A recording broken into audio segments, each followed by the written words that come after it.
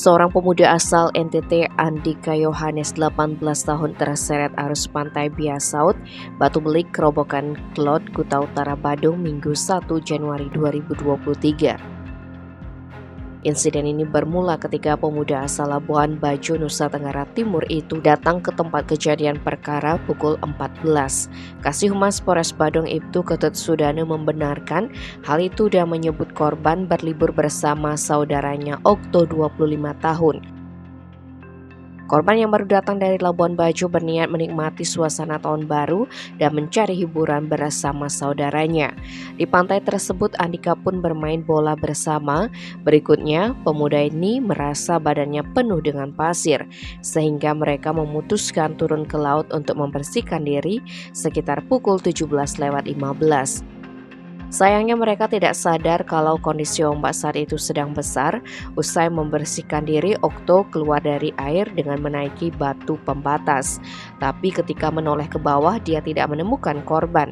Saksi pun berusaha mencari dan melihat Andika menggapai tangannya tanda minta tolong. Namun pemuda yang sementara tinggal di Banjar Robokan, Kebo Iwo, Denpasar Barat itu malah mengira korban sedang bercanda dan tidak memperdulikannya.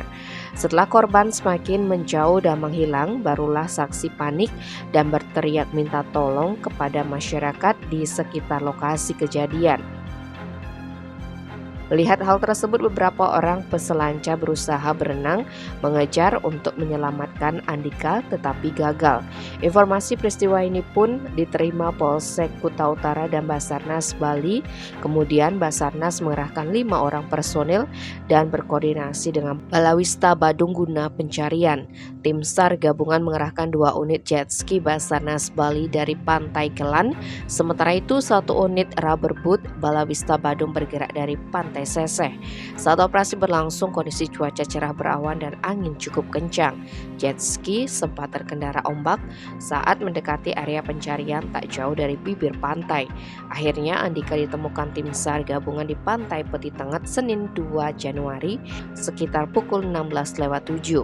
Sayangnya korban sudah dalam keadaan tak bernyawa. Selanjutnya jenazah pemuda itu dibawa ke RSUP Prof Ngurah Sanglah Denpasar.